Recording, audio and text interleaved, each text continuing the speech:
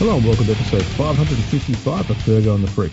I'm that bloke from Rugby League Project, Andrew Ferguson. You can find me on Twitter at AndrewRLP. And join me as always is the glorious LeagueFreak. You can also find on Twitter at LeagueFreak. How you going there, mate? I'm not going well, Andrew. That's fine.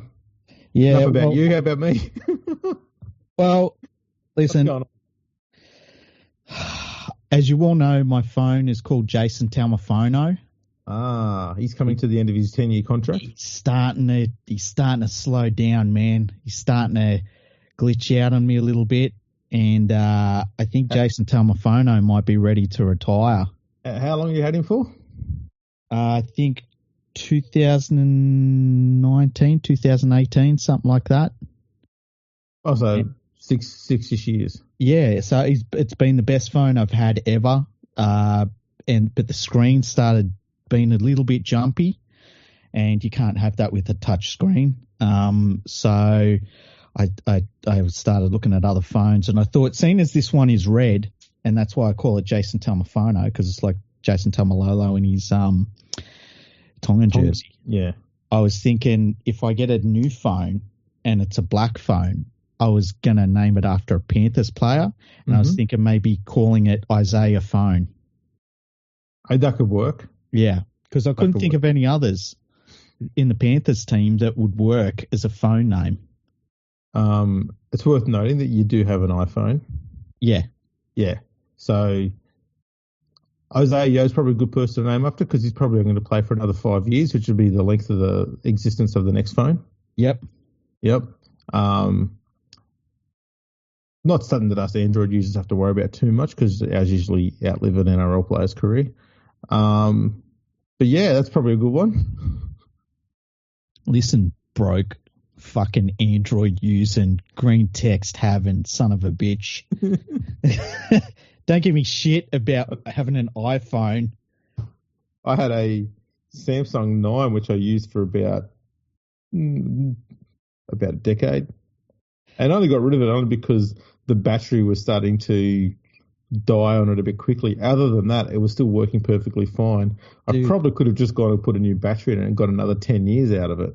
It's basically like the old Nokia's 3310. Yeah. I got a Samsung S5, which if I got a new battery for it would be good to go right now. Let's be honest too, okay? S5, that's when the Galaxy phone peaked. Because you could use that thing as a remote control, which was fantastic. And I did. I've done that. It's great. How have we got regressive technology since then? It's a good question. I think we're entering the great...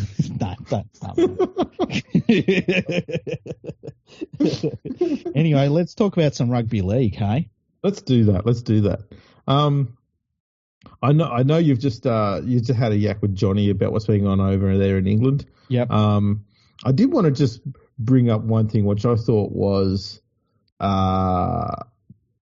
blatantly absurd by the English Rugby League, and that was they brought in a rule for this year, and I assume it extends to both Toulouse, but definitely Catalans, and that is, just to put it clearly for people, they have to cover the costs of travel and I believe accommodation for every single team and match officials who travel from England to France for games in France.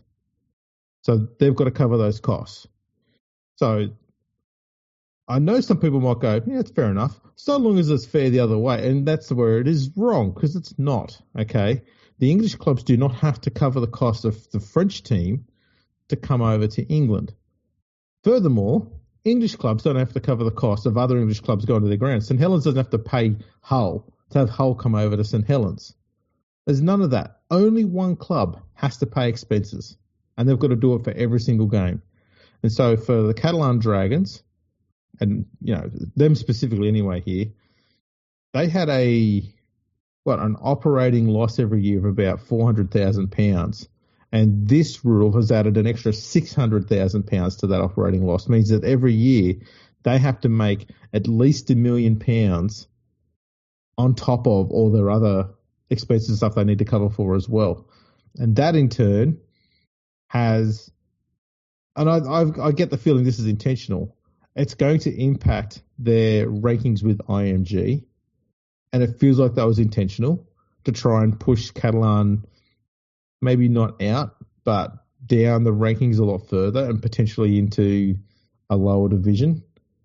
I don't know, but I saw that and I went, that's one of the dirtiest things I've seen happen, and it's a perfect sign as to how insular the English Rugby League is.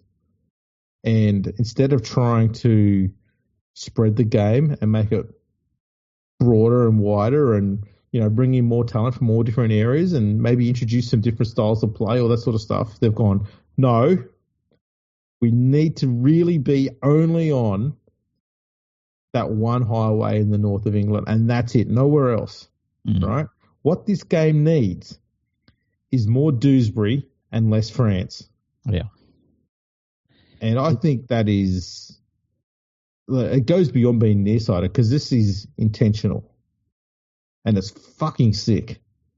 Yeah, and especially when you look at the recent reports the last, 24, 48 hours where they're literally talking about just getting rid of Catalan Dragons and bringing in Bradford basically in their place.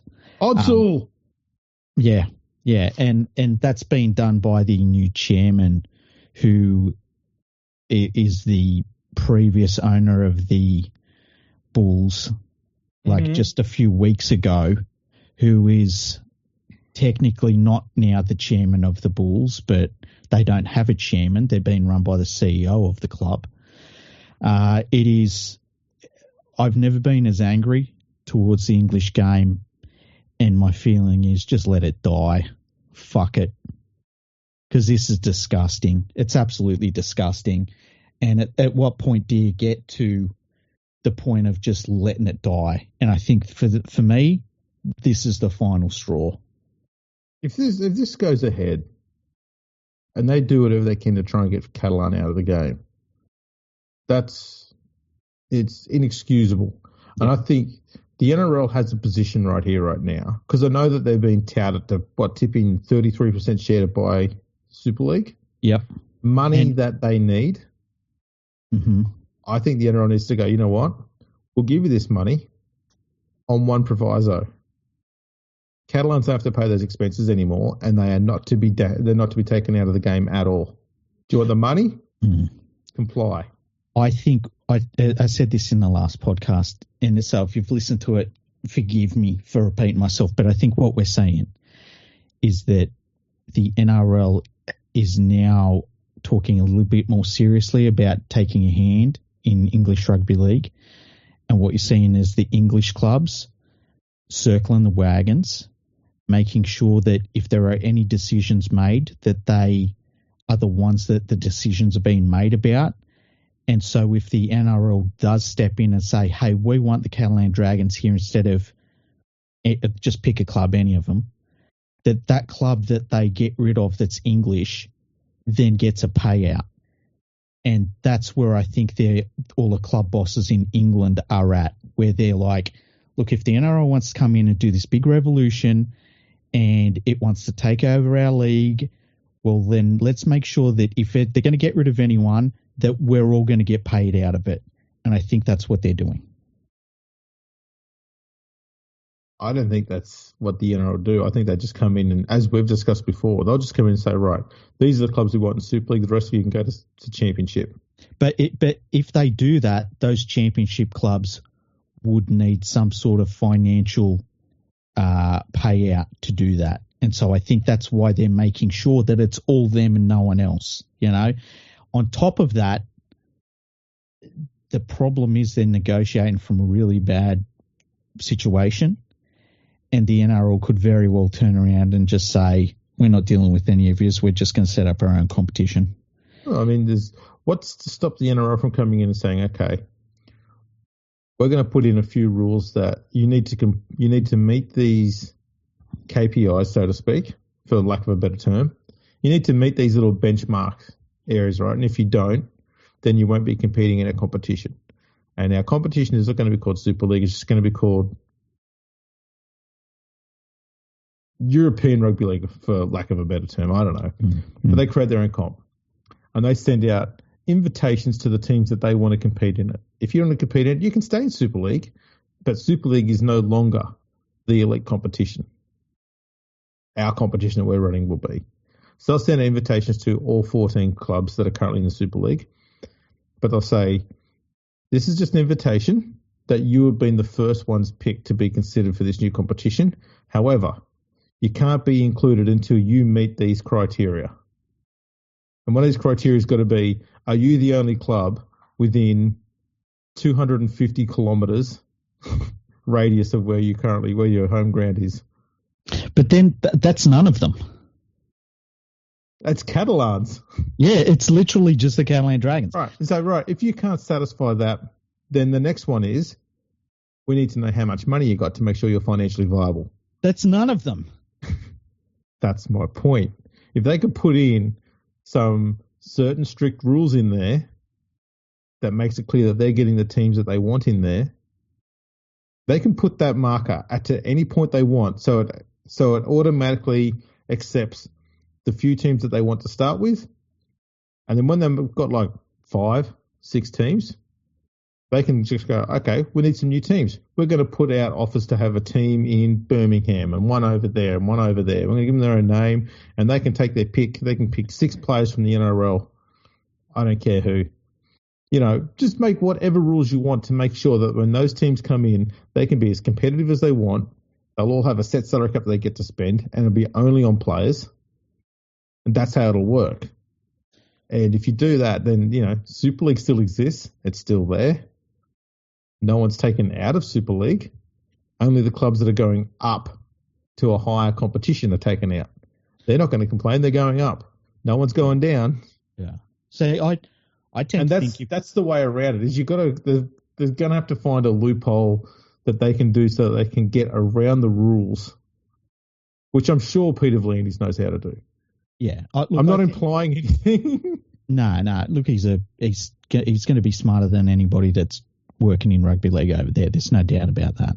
I tend to think the best way, if the NRL wants to tap into the UK sports market, I think the way to do it is to basically set up a short-term Big Bash league sort of situation over their winter and just set up your own clubs, run your own competition, have an 8-team competition, put them in cities, make sure the kickoff times are nice enough that we can watch the games either on a morning or an evening. It's not going to be an early evening, but an evening over here, and do it that way and have nothing to do with English Rugby League, basically. Should, if they do that, should they run that in the English winter so that the Australian Rugby League fans get rugby league all year round? And all you got to do then is make sure that the English fans can have access to every single NRL game as well, so that you can actually go and have an English TV channel that just shows rugby league all year round. As a marketing thing for them to use as try and get better TV rights and stuff like that in England. I at this point, I don't care about English Rugby League. But if we I'm talking about getting TV rights in England on top of what we currently get over here. Yeah, well, I think that's got to be the goal for the NRL. And they would look to set up this league. I think if they set up a league of their own, Big Bash style, 8 teams, and it runs over their winter, I think that would work. You don't have to deal with any of these idiots in English Rugby League. You don't even have to use the players. You can use NRL contracted players for that. And I think that would work way better. And I'd watch it. It'd be something to watch over summer. I don't watch cricket anymore. So yeah, I think that would be the way to go. And you don't have to deal with any of these stupid club bosses that are looking for any money or a payout or to throw their weight around, because they've got no weight to throw around. Like, it's just ridiculous. You know what else the NRL should do? Yeah. Because it would be actually great viewing, is they should find a way to declare a bunch of NRL players as French. Yeah. I'm sure there's a way in the current rules, eligibility rules. And then they could just line up against England and just belt the Poms around every year. And then we can have the French come out and say, why do we even bother playing this? It's not like they're competitive or anything. Yeah. That would be fun. That would be funny, wouldn't it? I think we should do that. That would be very funny. You have Jason Tormalolo wearing a beret. Yeah, that'd be a pretty big beret. It would be. I'd like to see Brian Toto eating a croissant. I mean, that would be marvelous. Nathan Cleary could be going out there, just get that little mustache on there, give a little twirl, and go. Oh. Have him driving a Citroen. Steady on. He can drive a Bugatti. That's French. Is Bugatti French? Yeah. Okay. You can get around one of those. Yeah, that'd work. That'd work. I think we're onto something here. Yeah. I want to see. I'm sure all of the Trebojevic boys are French. The name sounds a little bit Frenchish. What about Corey Horsburgh eating frog's legs? He'd cry over the poor frog. He would. Let's talk about things that actually exist, because we don't want to be one of those podcasts that make up shit. So the NRL this season has been fucking awesome, in my opinion. Like, when you sit down to watch a game, there are a few teams that are not very good. Like, I think it's fair to say the Parramatta Eels are not a very good team. The Sydney Roosters are not a very good team. The Dolphins are not a very good team, right? I think most other teams you can say on their day can beat everyone else. It's a lot closer this year than it's been in previous years. Everyone's got to win this year already. And there's only one team that's undefeated in the Bulldogs. So the season looks like it's going to be a close season. And I just think it's cool that, like, even, and I don't know if you saw the Broncos versus West Tigers game on the weekend. Yeah, I saw most of it. I was at work for a bit of it, but I did see most of the second half. The first half was a really bloody good contest. And the second half, the Broncos started rampaging and playing like that type of football where you watch them almost like in the grand final, where you watch them for 20 minutes and you're like, no one's beating these guys. They're amazing. Yeah. And that's why the game blew out the way it did. I don't think many teams at all can beat the Broncos when they're in that mood. But there's just been so many games that I've watched where it's been a really interesting contest. There's been something really gripping going on in the game. Teams are having little runs here and there. There's been some very close games. And I just really think that this season's been absolutely fantastic so far. What do you reckon? I'm a bit sort of either way on it, to be honest. Mm-hmm. I thought it was travelling a lot worse than it is. Mm-hmm. And as you know, I went and looked at some stats prior to the recording of this episode and found out that it actually wasn't as bad as I thought it was, to some extent anyway. But looking on the ladder, we've currently got 4 teams who are conceding more than 28 points a game. And that's the Cowboys, the Panthers, the Roosters, and the Eels. Mm-hmm. We've got 2 teams averaging over 30 points per game, and that's the Broncos and the Storm. But then we've also got these weird outlier teams who are just not doing much as far as scoring or conceding points. Like the Knights and Knights, and they're averaging 10.5 points a game and conceding 16.5 points a game. Mm-hmm. 10.5 points a game is just something that's just unheard of in the modern game. Yeah. Even the Knights, when they're at their absolute worst, I don't think we're doing that poorly. It's just, I don't know how to construe it so much, because you look at someone like at the moment, the Sharks are, for me, are a good example, as are the Tigers to an extent. And that is, Sharks massively underachieving at the moment because their defence has just completely disappeared the last 2 weeks. Yeah. And the West Tigers were doing really well for the first 3 weeks. And then something changed. And it was, Luai missing last week did have a huge impact, but they weren't their same side the week before either, as what they'd done in the weeks prior. And you got a team like the Dragons who have been unconvincingly competitive. If that's a phrase I can use. No, that's perfect. Like the Dragons, to me, I watch them play and I'm like, they're really bad, but they beat the Storm. Yeah, you watch them going, they're doing nothing. And yeah, you look at them, and it wasn't until I was watching them last weekend I realised They are just that Sharks team from 2014, 2015. They just grind their way away. They don't do anything flashy, but somehow are in a game the whole way through. But they don't have enough of those X-factor type players in key positions to take control of a game just for 10 minutes and turn it their way. They just grind the whole way. So they're just boring to watch. But they're not being out-muscled or smashed or anything like that. They're just, unconvincingly competitive. Yeah. You expect them to get beat every time, and they're just hanging in there the whole time. The Roosters they're a mess. Yeah, they are. I did not expect them. Like, I know you didn't think highly of them at the start of the year, and that's fine. I didn't expect them to fall off this savagely, though. I thought they would be a little bit more competitive. See, they could turn it around, right? But I just looked at the players they lost and the experience they lost and who they were bringing in, and I just felt like they were going to be a terrible team. And everything I've seen so far points to that.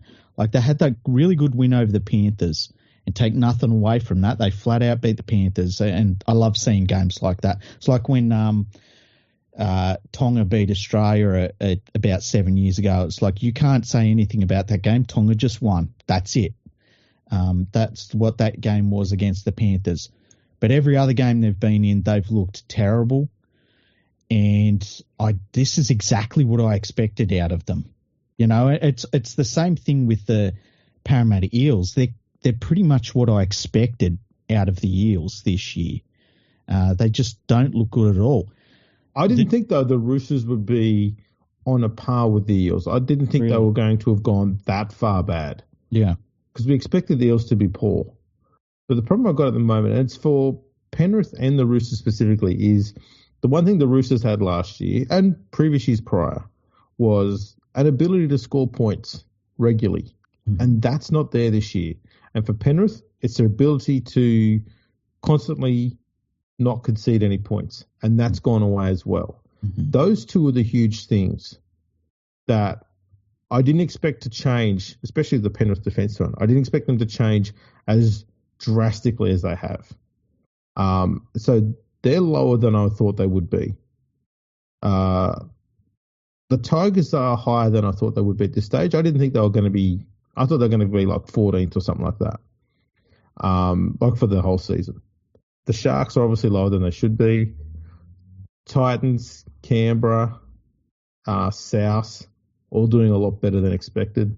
So it looks South, Wayne Bennett, for the cattle that he has out there, I think he's done remarkably well. Oh, absolutely. Like, I thought Souths were going to be nowhere this year, and like, he's got them competing.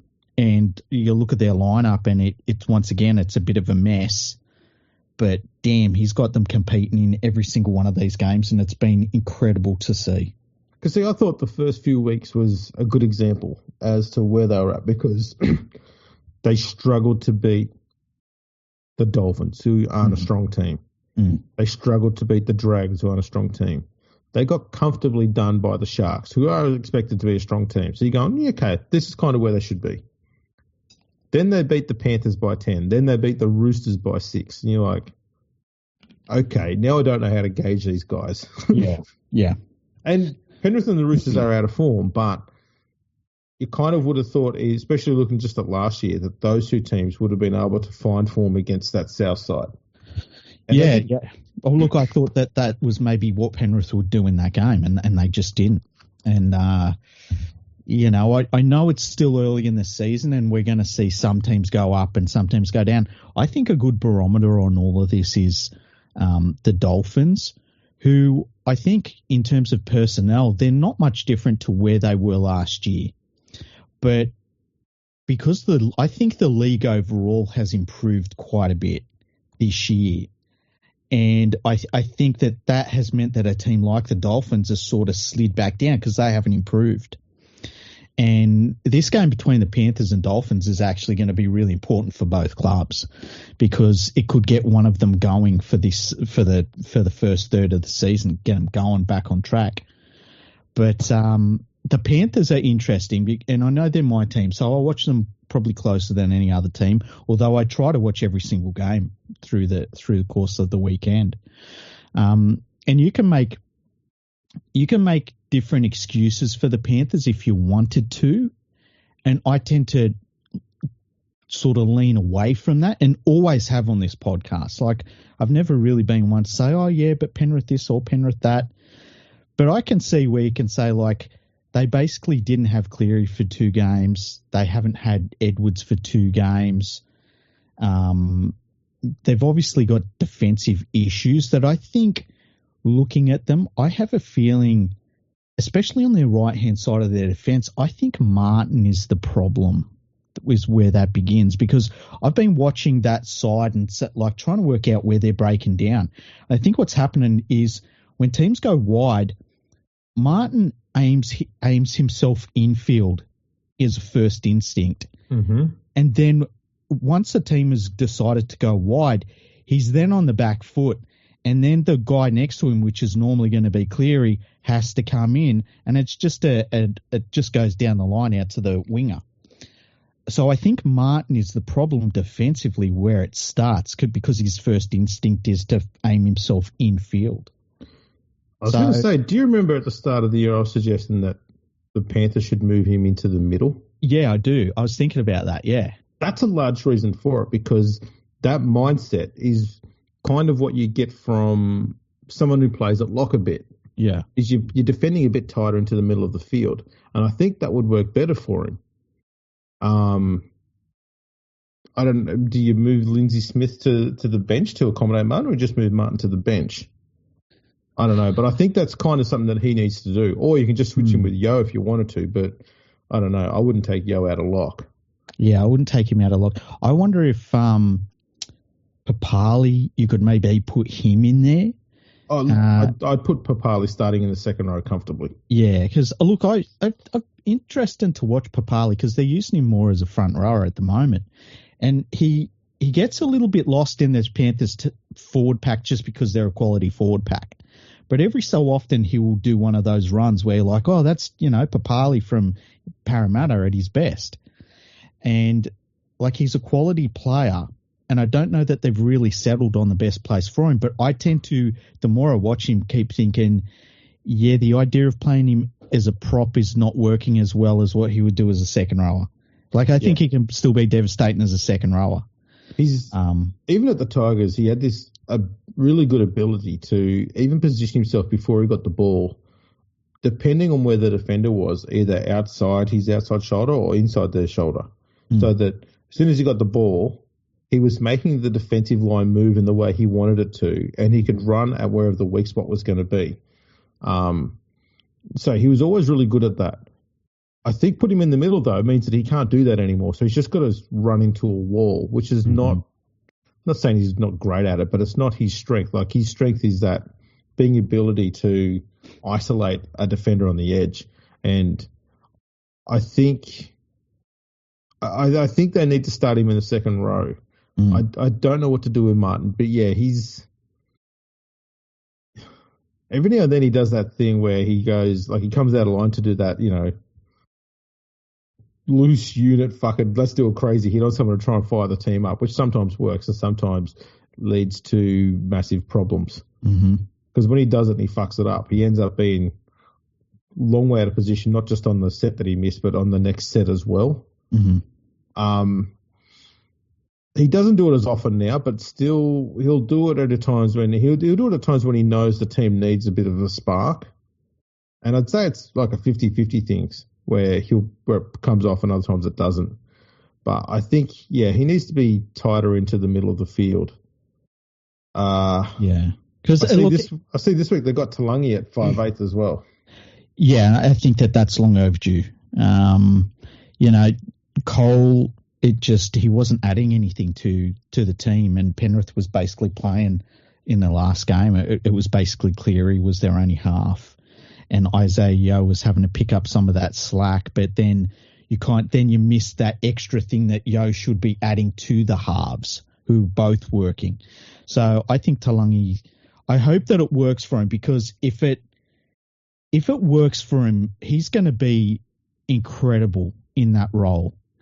And like, I don't think there's anybody that doesn't think he's got all the talent that you need to be a really handy player in the NRL. It's just a matter of being able to apply it in this Panthers team and where he can apply it. And it'd be cool if it was at 5'8", because if he can turn himself into he's not going to be as good as Luai, because Luai's special. But if he can get anywhere near what Luai was doing, just in attack, for instance, he could turn himself into a $900,000 a year player somewhere else, or maybe even Penrith if he sticks around. Although it does feel like he's sort of gone to Penrith to raise his value by being at a good club and in a good side. So I hope it works out for him. I feel like it's going to, just because he's got too much talent to fail.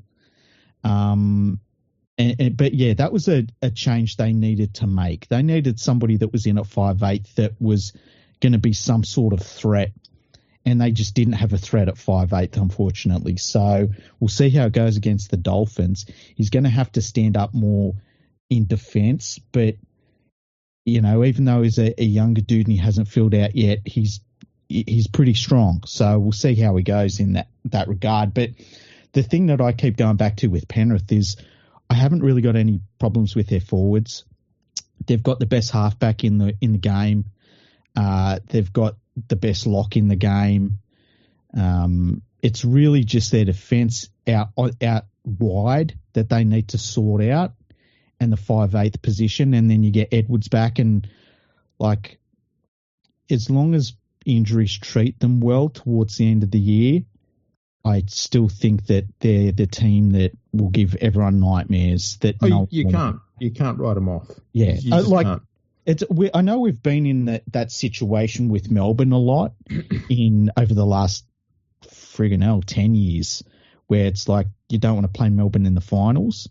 It's weird to think that this Penrith team is that, and then some supernatural level on top of that, where we've literally seen them in games where it's like, well, you got to hand it to the Broncos. They're going to be a great champion.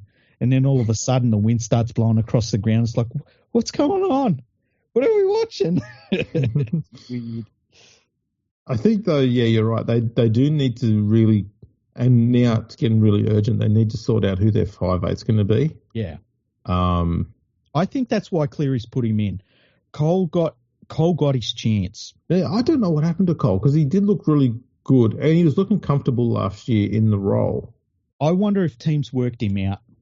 I don't know, man. I think what happened is he just started getting, like a lot of young guys, if they don't start off with some wins or playing good football to start with, even without wins, they struggle to keep the confidence, and they start overplaying their hand or trying too hard to try and get those wins back.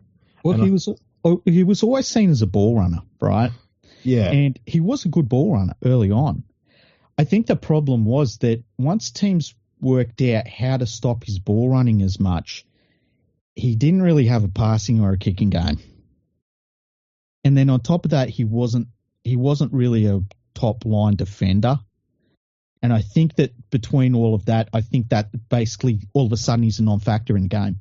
You know, you take away his ball running, what's he doing? You know? And I think you saw that last week.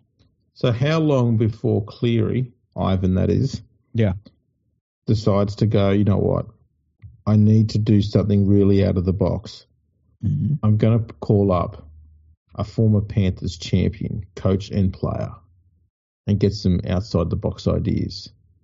He gets on the phone and says, Tim, where should I put the second rowers? And Tim goes, 5'8's always my first choice. He says, listen, in my experience, a second row can play anything from lock, second row, front row, hooker, 5'8", centre. Occasionally on the wing. I used to have a pommy that played out in the wing. Important players. You put them anywhere. Yeah.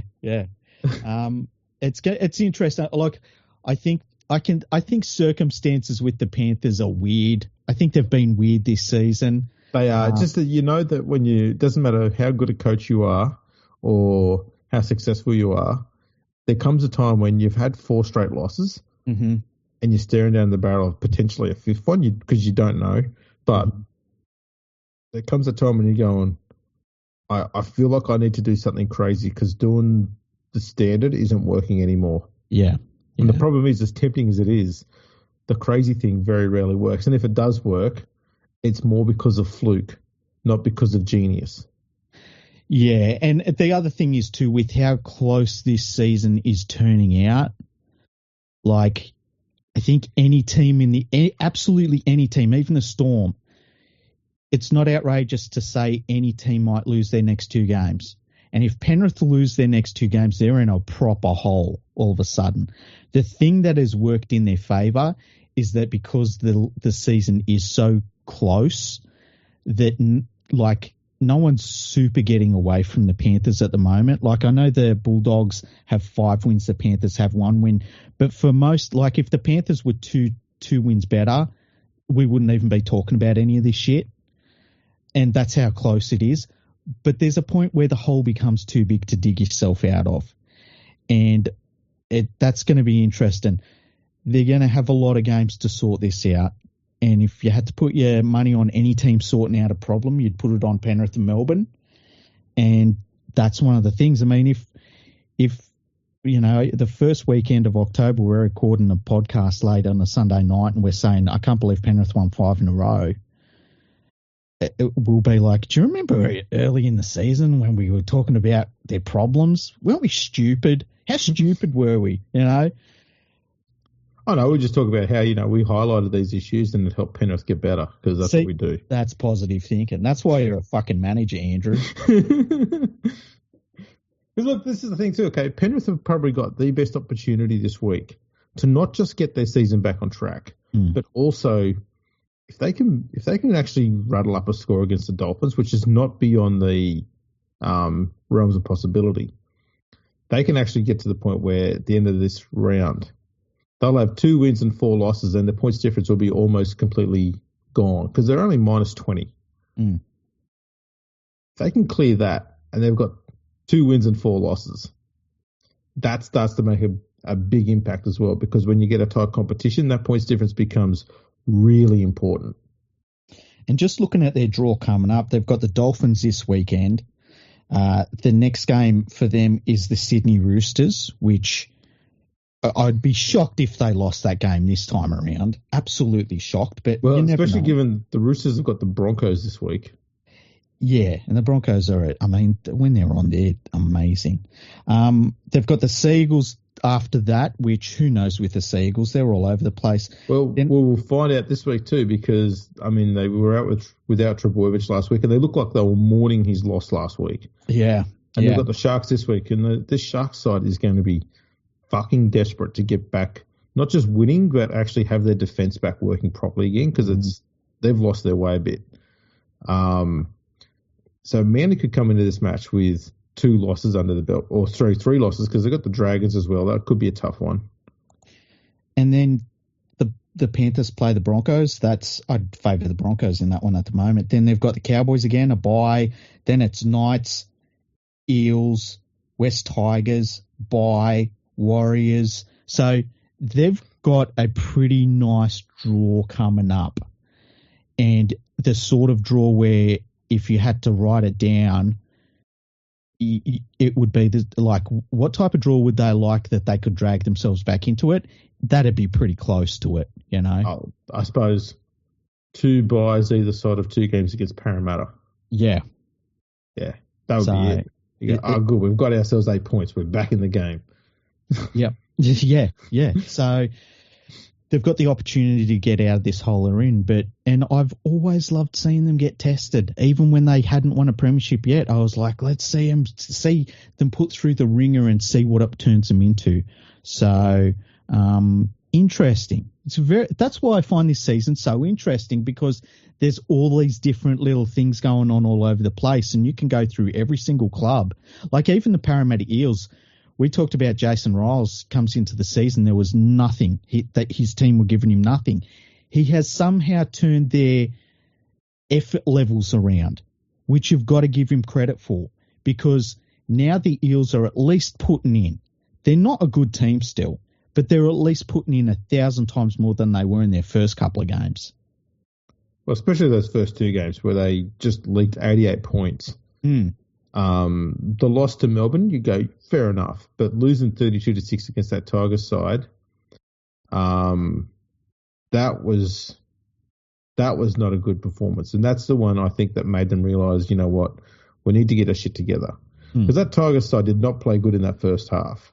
And, you know, so many different new players in there. Cohesion was always going to be an issue. And for them to have been able to win that game that comfortably, that's the one that rang alarm bells. Not the conceding 50 points against the Storm, but that big loss to the Tigers in round 2.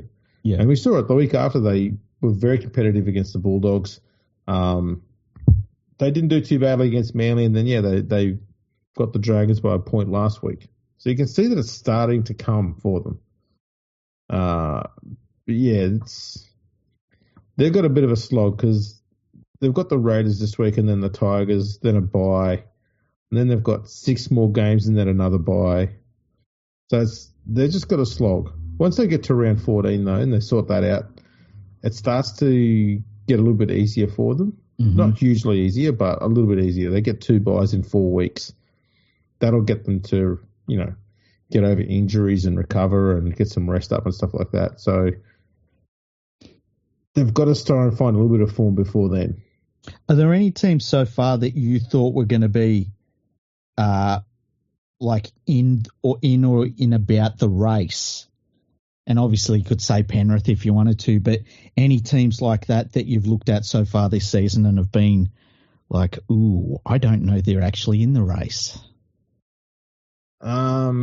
Well, I mean, Roosters is a clear one. Yeah. I still had them as a team finishing in the top 8, I believe. Okay. Expected Penrith and the Sharks to be doing much better. Mm-hmm. Sharks, not so much. They're not going that poorly, but their last 2 games, their defense is just, it's been completely different. I don't know why. Last week was interesting because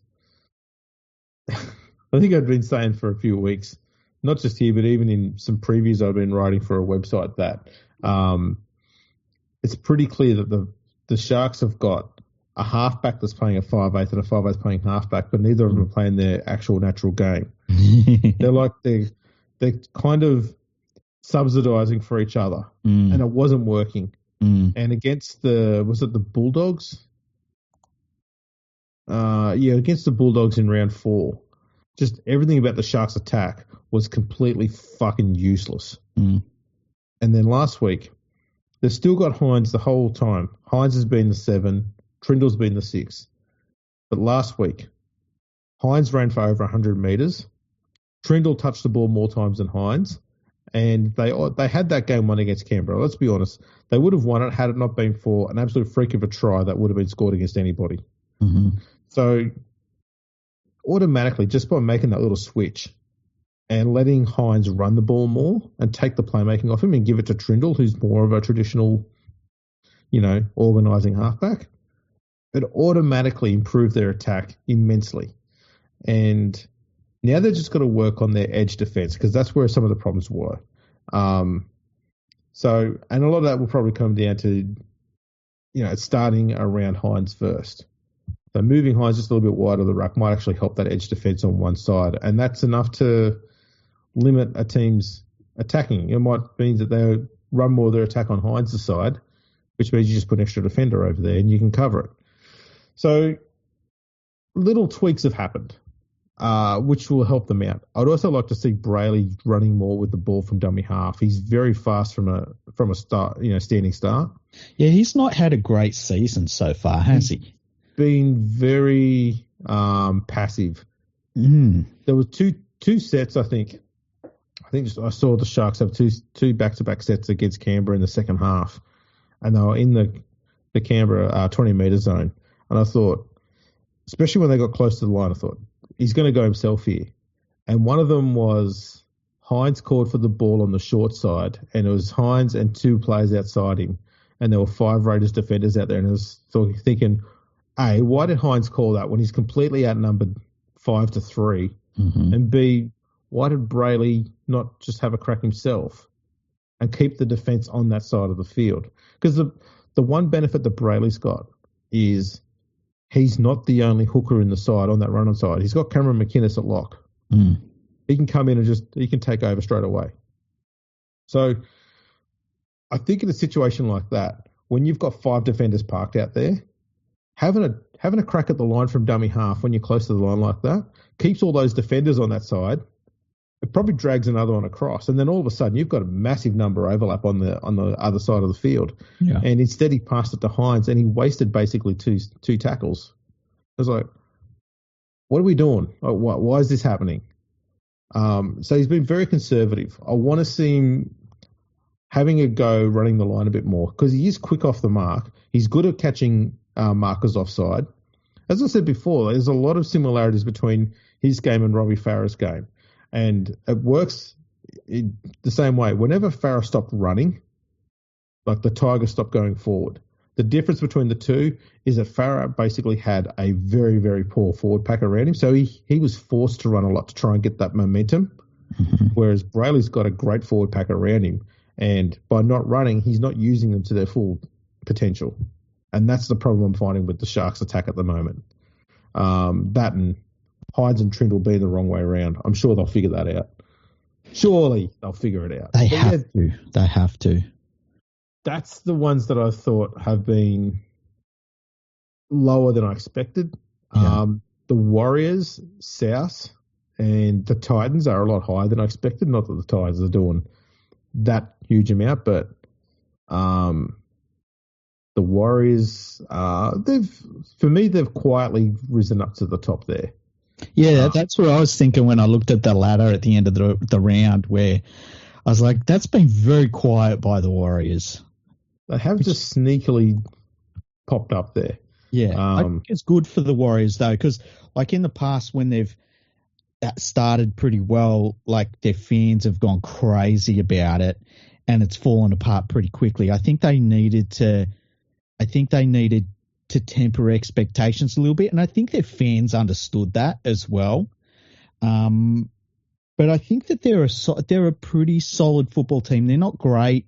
Their halves in some games are just terrible, but overall they're a solid enough footy team, and I'd be surprised if they missed the finals at this point. The Rabbitohs to me are probably the biggest surprise of them all. I didn't think they'd make the finals at all. I'm not going to take the Titans seriously until they do something serious. And I think the Knights are extremely lucky to be where they are on the ladder at the moment. I think that by the end of the season, I would be surprised if they weren't in the bottom 3. Yeah, it's like there's going to be a fair bit of evening out over the next few weeks of the ladder. And we're going to see a lot more movement on the table. The Cowboys' defense is still bad, but real bad. Mm-hmm. The Dolphins' defense has actually been going okay, but I'm expecting it to go really bad fast. Yeah, it feels like they're maxed out at where they're at. Yeah. And it's going to be a little bit like their previous seasons, keeping in mind they've only just entered the NRL, really, where, it's only going to take a couple of players not in their team through injury or suspension, and it's going to go bad quickly because they just don't have the depth. No, that's right. And the difference between this year and their previous 2 seasons is in the previous 2 seasons, they've started strong and then they've just lost nearly every game in the second half of the season, whereas this year they've started poorly, which doesn't augur well if their second half of the season woes continue. I saw somewhere where, again, I can't even remember where it was. I'm sorry about that, but I saw a thing that said that Katoa was looking to move back to Sydney. And if they lose Katoa, it's terrible for the club because he's a really good young halfback. Wasn't he, I need to be corrected, wasn't he a Panthers junior? He was. I wonder if someone at Penrith had a chat to him.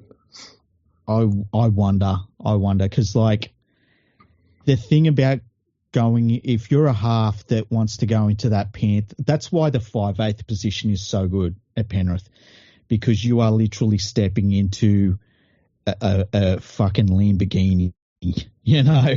Exactly. Like if you've got any sort of level of ability, you're going to look really fucking good in that side. Even if you just are there for a couple of years and you go on to get a different contract somewhere else, you're going to look really good. Look at Jerome Luai. He's on over $1 million a year, although Jerome Luai is a special sort of player. But, you know, they've got that lure there at Penrith, especially considering they've won 4 titles already, and like they're maybe starting towards getting where teams normally win titles in terms of their ages and experience and stuff. So, yeah, I'd be shocked if Katoa ended up back at Penrith, because they'd probably have to move some players around to have the salary cap space available, because he will be one of those players that I think a lot of clubs in Sydney would be like, yeah, let's go after this young dude, because I think he's really talented. I think he only turned 21 in February, and he's already got, I think this week will be his 50th NRL game. Yeah. Yes. He's got so many things he does right, and he's not going to have the some of the game management stuff just because you need reps to get that as a half. Even Nathan Cleary needed the reps to get that sort of shit as a half, but he will get there. And I think I wouldn't be shocked if he's the best halfback in the game at one point in his career. Well, when Luke Brooks retires, obviously. Yeah, well, I mean, come on. You can't be better than Luke Brooks. Remember how people were calling Luke Brooks next Andrew Johns? Yeah.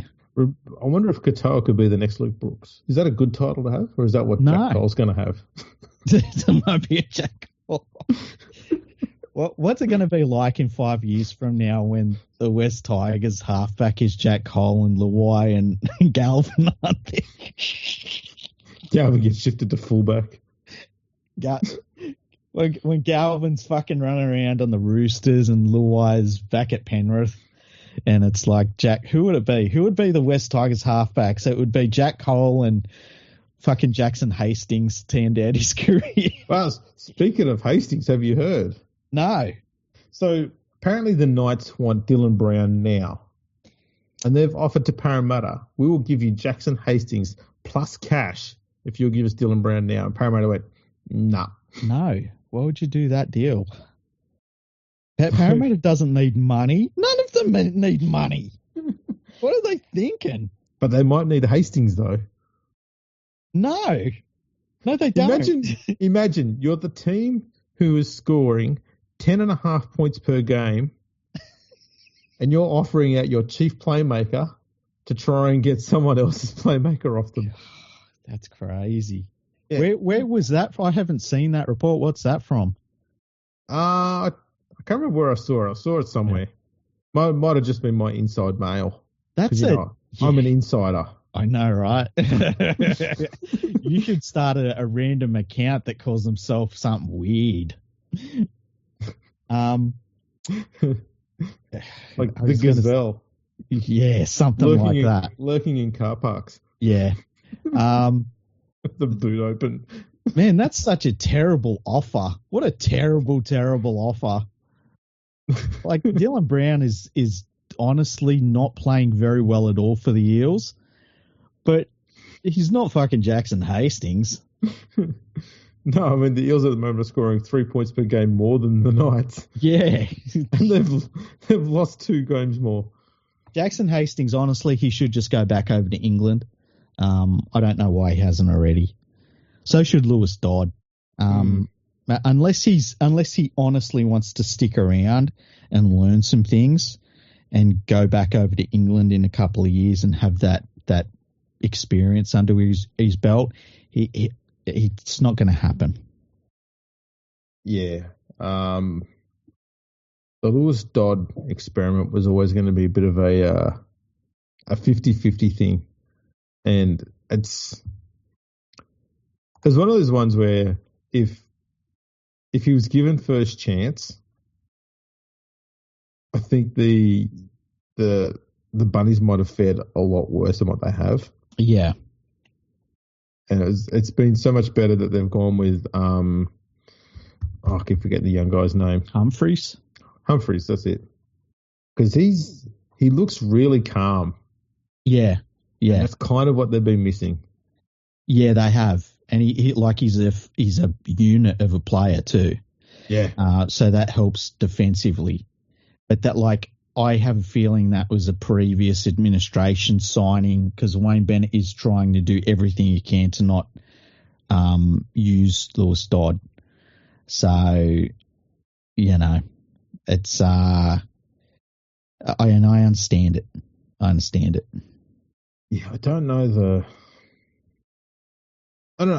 This is the problem you get, though, I guess, with someone like Lewis Dodd, having come from St Helens, who obviously very successful side. It's easy to basically have your stats padded a bit and make you look far better than you really are, just because you're in a very successful side over in England. Well, you've just got to look through their, Player of the Year awards in Super League and the Coach of the Year awards in Super League, and look at the names that are the outstanding people in Super League, and you understand what's going on there. Exactly. What else have we got going on? I don't think there's been too many like off-field sort of things to talk about. It's mainly been the footy on the field, which has been really cool to watch. One thing I did see was that what's the dude's name, the winger for Parramatta that wanted to play centre? Oh, I've forgotten his name now. Oh, Zach Lomax? Zach Lomax, yeah. It looks like he's going to be moved to the wing. They were asking Jason Rolls about that, and they were asking Zach Lomax about that, and Zach Lomax basically said, look, I'll play a prop if it's the best thing for the team. So it looks like he might be moving back to the wing, which I think will be good for him. But yeah, it's just the thing that's got me is that I'm loving sitting down and watching footy games and being like, I tipped this team to beat that team, and then watching just epic contests play out and not even being mad that my tip didn't play out, because it's like, man, who would have thought this was going to happen? And when you can sit down and watch a sporting event like that and know that like anything could happen in this game, that's exactly what you're aiming for. And I think with how close the season is this year, that like even the worst teams are not all that bad. Like the Roosters are a bad team this year, but you can watch the Roosters and they can play some pretty damn good footy too.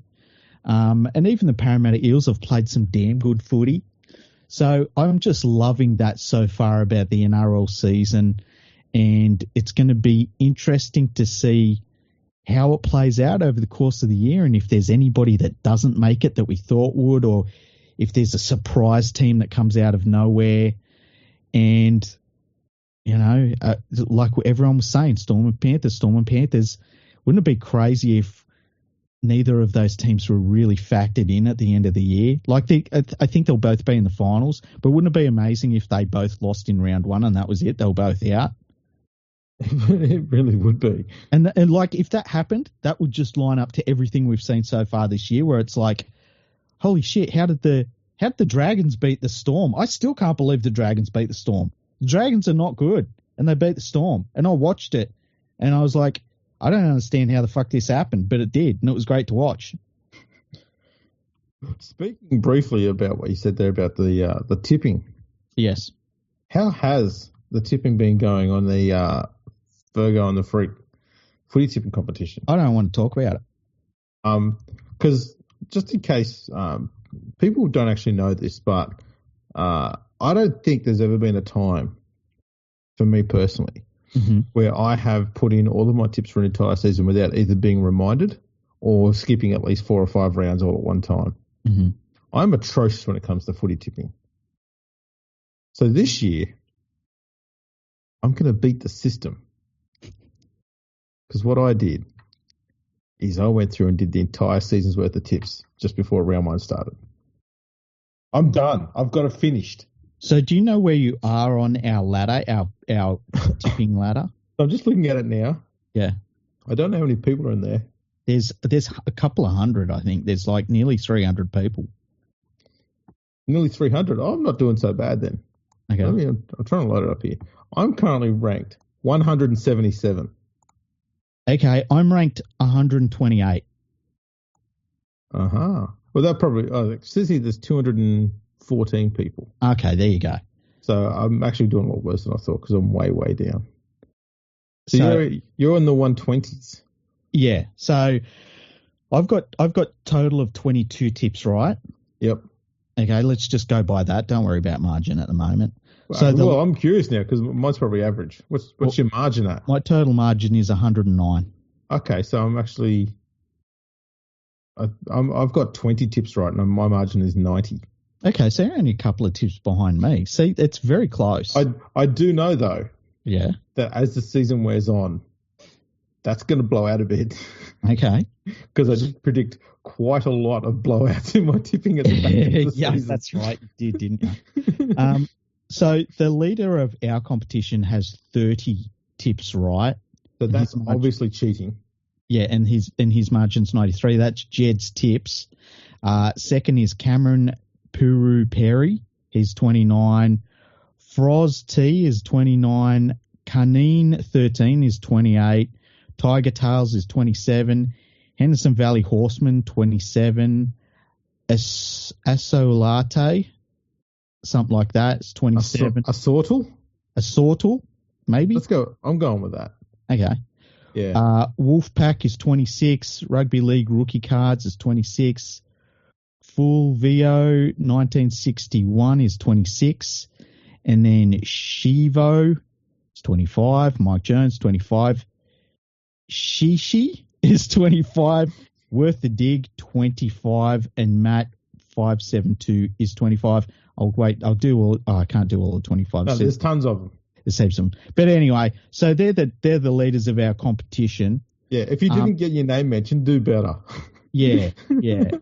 I still feel like I'm 8 tips behind the leader, Jed, and so I feel like I'm still in striking distance, even though I'm down in 128th place. And you're only 2 behind me, so you're 10 within 10. Yeah, I'm bound to go further down because that's what I do. I usually have the seller absolutely just confined to me. So I'm working my way down there. Just looking at some people on here, Jake Jolette, who's a follower of mine, he's 24, so he's 2 ahead of me, 4 ahead of you. I saw Julie somewhere here. I think she was a couple ahead of me too, which was really aggravating. Yeah, Il's Dance Mum, 24 she's got, so that's aggravating. I'm trying to see if there's anyone that has been on the podcast as well. I might miss people because I'm scrolling pretty quick. But yeah, it's still pretty close by the look of it. Like no one's jumped out to a ridiculous lead, which is really interesting. Yet it's gonna go bad. They're all gonna fail, and I'm gonna come through and just smash us all. It would be funny if that happened, seeing as when you put your tips in. No chance it's gonna happen. I did this once. I got asked. I didn't actually get asked either. I got put into an AFL footy tipping competition at my previous job, and I had absolutely no clue and no interest. So I just put them all in at the start of the year, and then finished third. That's pretty good. Yeah, it's pretty amazing how constantly picking the same few teams all of the time, finishing third, and how the competition was just so English rugby league-ish that the same few teams kept winning all the time. Oh, really? But that just worked for me. Oh, nice. Should we go through our tips this weekend? I mean, we can. Okay. Are you going to do your retroactive tips that you did 6 weeks ago, or are you going to do them for now? Well, I could read both out. I'm not going to change my tips, but I'll if there's any that I feel I've got wrong, then I'll say what I probably should have done instead. Okay, so the first game is Panthers versus Dolphins. I've picked Panthers for that one. They're pretty heavy favourites. Who have you picked? Yeah, I've got the Panthers for that one as well. Okay. Titans versus Dragons. Most people for this one on the NRL website have tipped the Dragons. I actually tipped the Titans for this one. Yeah, likewise. Okay. I'm sticking with it. Next game, Broncos versus Roosters. I think Broncos. Yeah, that's pretty fucking simple. 96% of people on the NRL website tip the Broncos. That's hilarious. Sharks versus Eagles. Easy to tip the Sharks for this one for me. Yep, likewise. Rabbitohs versus Cowboys. I've tipped the Rabbitohs. They're actually outsiders, but in terms of betting, but most people on the NRL website, 75% have tipped the Rabbitohs. I picked the Cowboys to win by 2. Okay, I tipped the Rabbitohs to win by 4 on that one. Eels versus Raiders. I tipped the Raiders. Raiders. Yep. Storm versus Warriors. Now, the Warriors are a bit of a bogey team for the Storm, according to Andrew Johns. So I was just looking around on Facebook a couple of days ago, and someone from some Facebook group has put up a graphic with Andrew Johns' face on there with a quote, "The Warriors are a bogey team for the Storm." And they've taken a screenshot from Rugby League Project showing the Melbourne Storm have won their last 16 straight games against the Warriors. He gets paid. He gets paid to say shit like that. I think they give him so much credit even in the media world. Oh, the great mind of Andrew Johns. Yeah, so funny. You know what's funny about it is that 2 weeks prior, he wrote a rather insightful article, which was actually quite intelligent, to be honest, and he relied heavily on data from Rugby League Project to put a graph on there. Even Source, gave us credit in the actual article. I was like, that's not a bad article, makes a good point. And then he comes up with that quote, and I was like, you were on the website just 2 weeks ago. Look at the results. While you're there, just check out that history first. They haven't beaten them for years. Fucking hell. There was a Matthew Johns one that I saw a radio station posted where they said that the thing that the Panthers are missing is Cameron Ciraldo and his defensive coaching. It's like we've won 2 premierships since he left. Yeah, and your defense didn't get impacted whatsoever. No. The fucking Johns brothers. So dumb. Anyway, Storm versus Warriors. I went against the grain of results, Andrew, and went for the Storm. Hey, yeah, I'm going for the Storm. I reckon they can overcome their bogey team. Yeah, that said 93% of other people on the NRL website. And the last one, West Tigers versus Knights, I went for the Tigers. Yeah, I'm going Tigers. Yeah. I've picked them in every game this year. I think I've also gone against Parramatta and the Dragons in nearly every game this year. So you've got a strategy. That was a strategy at the start of the tipping. So long as the Tigers pretty much win every game from here on in, and the Dragons and the Eels end up fighting out for the spoon, I should do pretty good every week. Nice. I tell you what, that Knights versus West Tigers game is going to be really interesting because I feel like the first game they played, I felt like the Tigers were the best team for most of it, and then somehow that second half they played was just disgusting. It was dreadful. Yeah. And they still only just lost, right? I think that the West Tigers will be much better in this game. The Tigers' defense should be... The Tigers' defense should be able to withstand whatever the Knights throw at them because the Knights haven't been throwing much at anybody. Yeah. It's one of the most pedestrian attacks I've seen in a long time. Yeah. It goes... hit up from the prop, go left to the second rower, hit up in the middle, kick to a winger. That's their attacking plan every set. That's it, yeah. So the Tigers should be fine with that. The problem they're going to have is the Knights' defense isn't shit.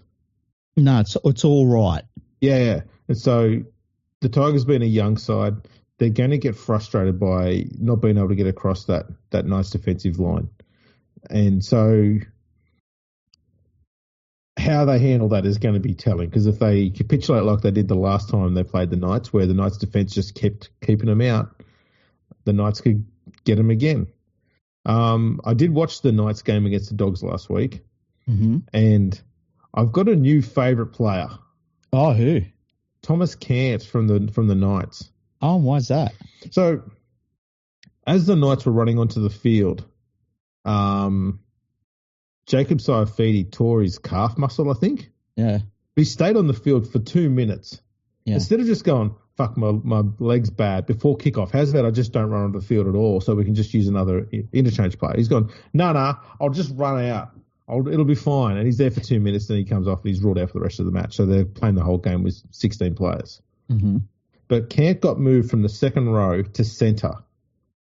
And he stopped a few tries. He was still making big hit-ups, big meters with the running game. No one could fucking get through him. I went, I like this kid. Yeah. He was just so damn impressive, being put out of position for the entire match and had plenty of plays run down his side. He was fine with it. He was like a natural centre. I just couldn't believe how good he was at it. And he's a big unit. We've seen that happen a few times where a second row has been put out in the centres, and it's like, oh, this guy is obviously at centre. Like, wasn't I think Phil Bailey was a little bit like that, wasn't he? Yeah, he was. I'm trying to think of others. Like, I guess, like you think of some of the biggest centres that we've had in the game. Well, I mean, to a lesser extent, mind you, but Talakai proved that he could handle it for a while there. I think to the point where he's actually confused his coaches into thinking he actually was a centre. Yeah. And they kept him there for too long. But, I mean, he got an Origin call-up based on his performances there. Yeah. Which was, I mean, it was deserved that he got the call-up, but he obviously got found out pretty quickly there. Luke Lewis did it in reverse. Yep, that's true. Who else was there? There's that guy, Garner. Luke Garner, yeah. Well, he goes, as soon as we get any sort of injury out in the centres, he goes straight to the centres. And he's fine. Yeah. He's fine. So, yeah, there's a few players.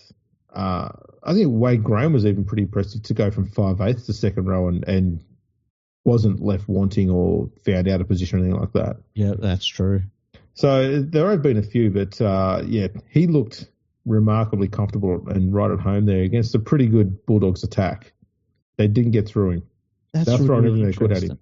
I love seeing stuff like that, hey? Yeah, so... We see a dude he's like, oh, this is his place. I think Humphreys was a bit like that for South so far this season at halfback, where he just stepped into the role and it was like, oh, he's super comfortable and this is his job now. Yeah. Yeah, so that was pretty cool to watch. So I'm going to have a wrap on a Knights player. So if I was the Johns, you can absolutely put Thomas Cant down for a place in Origin this year. I swear to God, every year their Origin team just starts with like, well, Saifidi in both props, and it goes from there. Well, see, I was doing a match report for that game. Yeah. And at halftime, the Bulldogs were struggling to get any points. I think it was 2-0 at halftime to the Dogs. Mm. Like, it was and it wasn't a dour game. It was just really brilliant defence on both sides. Yeah. I was hoping the Knights were going to just score an unconverted try or something and win the game 4-2, because I was going to have this headline of Canterbury can't get through Cant. It's going to be great. I was like, man, it's not going to happen now. Damn. Man, that was going to be a classic. He was great. I was big raps on him. Oh, that's very cool. That's very cool. Shall we talk about the Australian team? Because if you've got time, haven't you? I mean, isn't it illegal to do that when we haven't spoke about Origin yet? No, we can do whatever the fuck we want. Oh, fair enough. That's cool. So I was thinking about the Origin. You got me talking straight about Origin straight away. That's fantastic. I was thinking about the Australian team for the Ashes at the end of the year. Mm-hmm. And I remember years and years ago I wrote an article about, and it was when we started getting a bunch of really like crazy athletes in the NRL, like Dave Taylor and players like that. And at that time they were still young dudes. So we were still hoping that they would become something special. A lot of them didn't end up becoming special players. But it made me think about what it would be like to have an international rugby league team where you've got all of these like really crazy athletes on it. And so I started thinking about the type of Kangaroos team we should send over for the Ashes. And I like the idea of, especially in the English conditions, sending over a really big team and a team that can really wear down the England side. So I was thinking, so some of the players I was thinking of were maybe not the best available, but they were the best players for the sort of team I was thinking of. Mm-hmm. So some of the players, like the fullback position is kind of it's hard. So I picked Dylan Edwards.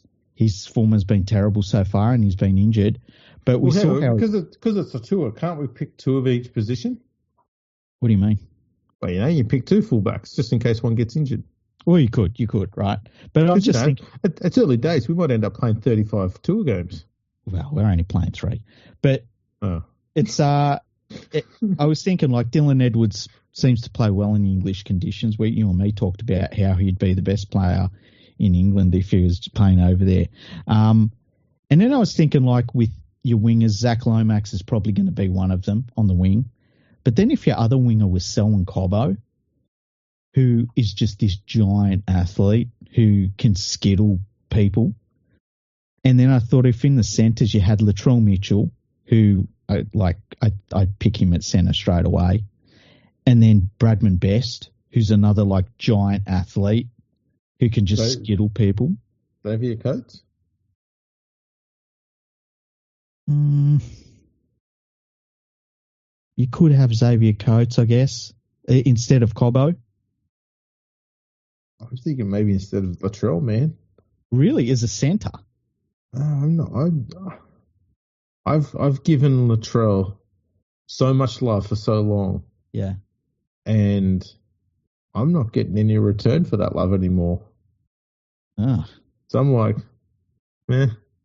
maybe he's just done. I could just be harsh and say, washed. Wow, Jesus. He's not washed, but I just think I'm kind of just a bit done on waiting for Latrell to prove just how fucking good he is on a regular basis because it's just been year of disappointment after disappointment. I was like, yeah. Okay, I understand that completely. I think it's time for somebody else to be given that chance. Maybe that would be the kick in the ass that Latrell needs because I think if he's able to just constantly walk into teams based on what he's done in the past and not where his current form is and where it should be, then maybe that'll make him go, shit, maybe I do need to start really ripping in. Not saying he's not now. He's done a lot of good things in this off-season. He's lost a bit of weight. He's improved his fitness. But I think he needs to legitimately earn those places back and not rely on basically his Roosters form to get him there because that's what's happening at the moment. See, I am what they call an enabler. There are people listening to this podcast that would be able to attest to that. And so I just feel like whenever Australia's playing, if Latrell Mitchell's injury-free, I'm happy to have him in the side. Yeah, I was for a while. Okay. Man, he hasn't played 20 games in a season since he left the Roosters. I know. It's crazy. And he gets injured. This is his sixth season since being out of the Roosters. And he gets injured coming into the finals every bloody year. Yeah, he played 4 seasons with the Roosters and played 96 games. He's had 5 seasons at the Roosters and has played 77 games. Wow, that's a crazy stat. It's a whole season less, and he's had 1 season more there. Yeah. That's just crazy. I need to see him start producing something, man. Okay, so I'm just going to keep going with my team, right? Okay. Cameron Munster and Nathan Cleary in the halves. I think that's pretty straightforward. That's a given. I'd take DCE as a reserve half. Yeah, I've got no problems with that. Maybe Galvin as a backup 5'8". Lockie Galvin as your backup 5'8". You're talking about big athletes you want to take over. Yeah, that'd work. He'd fit in to that. So the forwards are going to be interesting because we've got Haas and Big Tino Fa'asuamaleaui, who they might end up playing for Samoa. So we might not have them. But we could move Patrick Carrigan into the start. See, my forward pack, if they play for Australia, would be this. Payne Haas and Big Tino up front with Harry Grant at hooker. then Angus Crichton, Liam Martin, and Isaiah Yeo. Like, that's ridiculous. Would you still go with Angus Crichton? I would, yeah. I think that he's not playing his best, but I think he's doing enough for me. He's hitting hard in defence, and he's running the ball pretty well. Like, I just think that he's in a bad team. Don't like it? Nah. Okay. I mean, I don't do this podcast to have you contradict me, Andrew. You know, I did say I like this young Thomas Kent guy. So this is what I find interesting. Okay, yeah, is that you're happy to put Latrell Mitchell in there despite recent form over the last few years being absolutely atrocious. Yeah, but you won't put David Fafita in there. Well, that's what I was thinking. If you have David, say you've got this team. Say Big Tino, I think it's the same argument for both.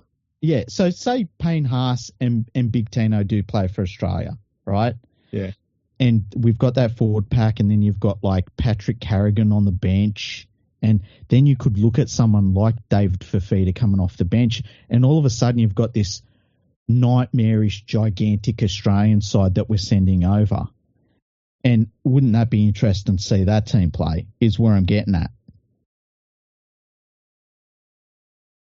I don't know. Are we trying to build an interesting team, or are we trying to build a team that's going to absolutely flog the living hell out of the Palms? I think this gigantic team would flog the absolute hell out of the Palms. You don't? No, they probably would, but... we're going to win 3-0. I would just rather it just have some sort of interest and be like, oh, look, it's like watching the Monstars run out against them. I think, though, because some of the games have been somewhat competitive for some short of period of time, it's given the English this false sense of security that, shit, we're not that far away from the Australians. Yeah. They haven't been that far away since 1972. Yeah, that's true. I think we need to go out there and just show them how big the gap is. Mm-hmm. So if we just go out and just beat them 74-0 in all three games, maybe they'll get the message. That would be good. And then we send over a team of unknown guys to play against France, and we win that game like 42-30 or something like that. And we go, fuck, France is a tough competition. We might play 3 games against them in the future. What if... So... Would you take David Fafita over? No. You wouldn't? No. I love the idea of him as just this shock trooper off the bench. He should be. But, I mean, if he can't do it in the Titans pack, then I don't see how he deserves a call anywhere else. I understand that. I understand that thinking.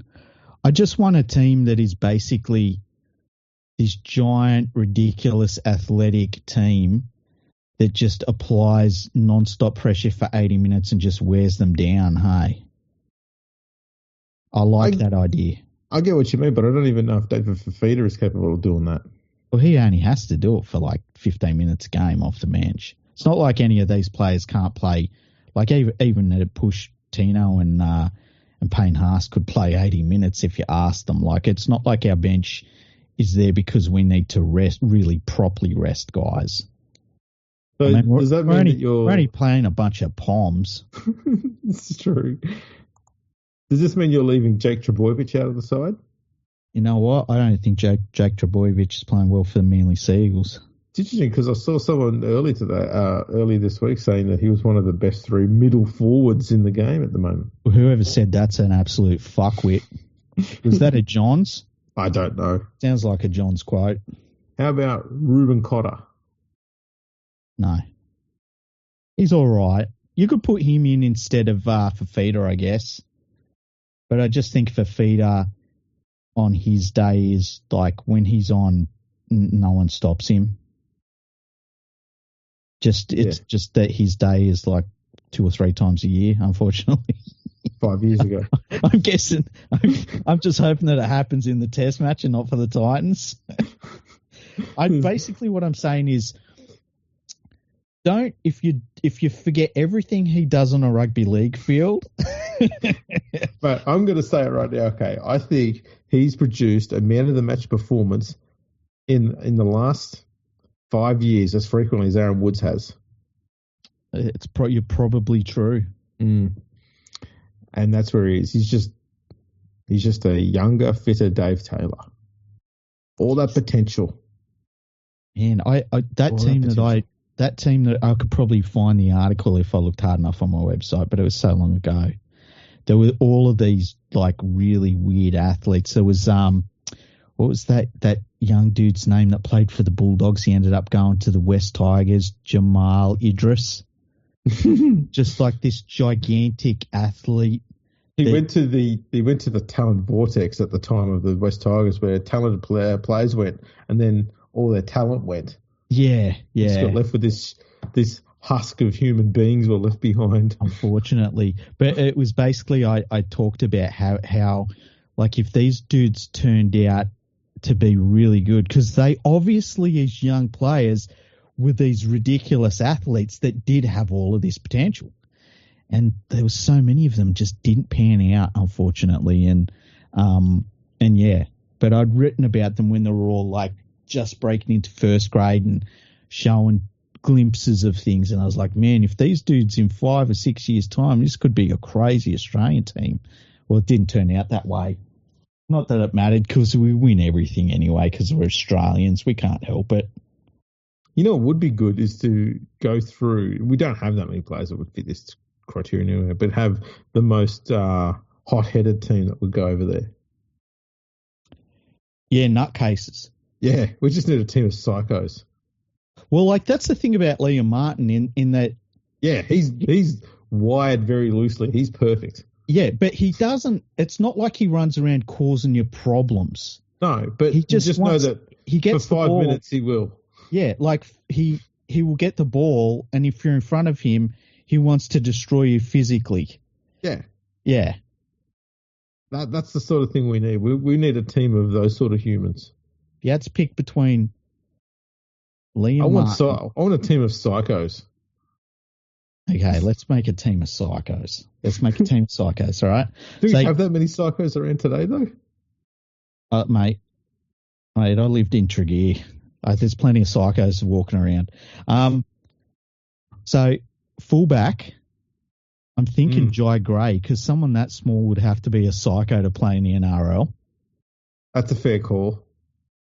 Your wingers, one of them's got to be Brian Toto, because you're not supposed to run for fucking 300 metres against forwards as a winger. That's psycho.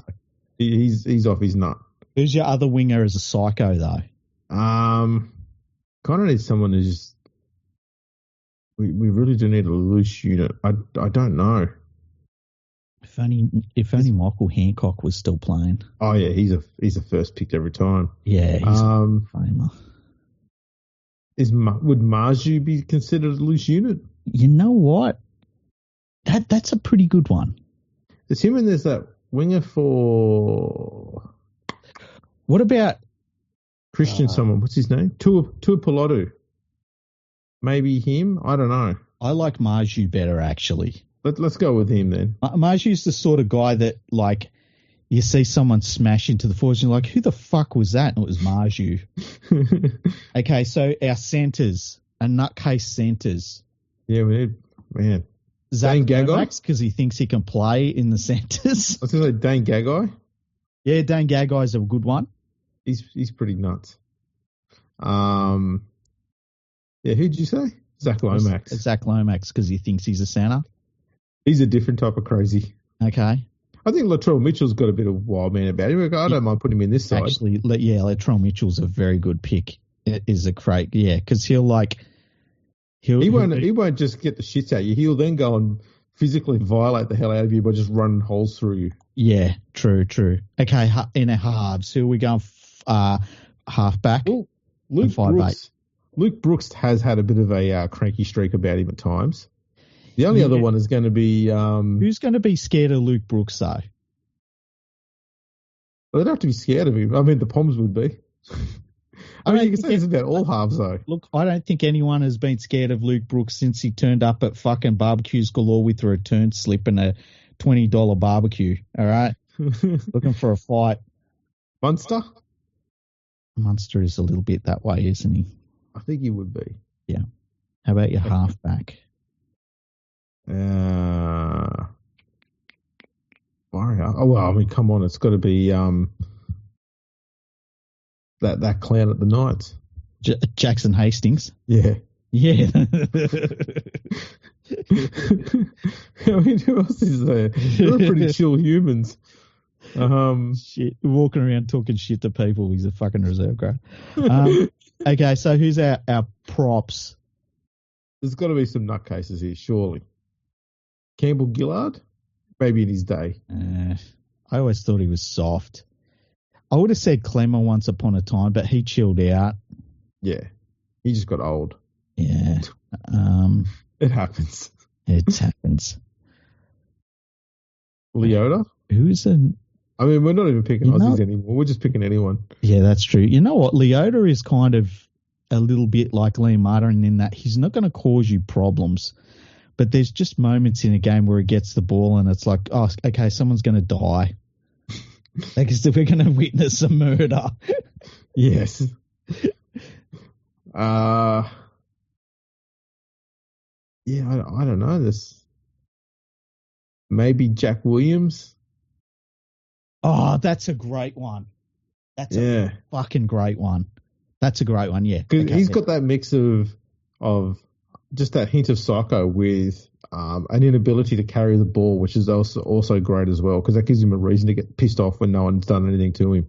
Yeah, and like he'll be like, you know what, this guy, I think he's worked it out, and then all of a sudden it's like, this fucking dumb bastard's going to cost us the fucking game now because he's done some weird shit. The switch has been flicked. Yeah. Okay, who's our crazy hooker?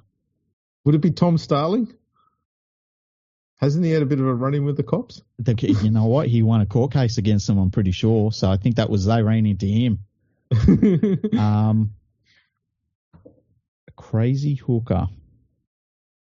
There's not a huge range here. No, there's not. Wade Egan, Mitch Kenny. I don't know. Joey Lussick. I don't know. There's no one really like. Oh, we're stupid. It's fucking Reed Marnie. Oh yeah, it is too. It's Reed Marnie. Just is. Okay. Yep. Second rows, we've got one of them, Liam Martin. Yep. Who's the other one? Oh boy, this has got to be. Surely we can find a few here. It's got to be a nutcase second rower. Here we go. I'm looking through a list here at the moment. Man.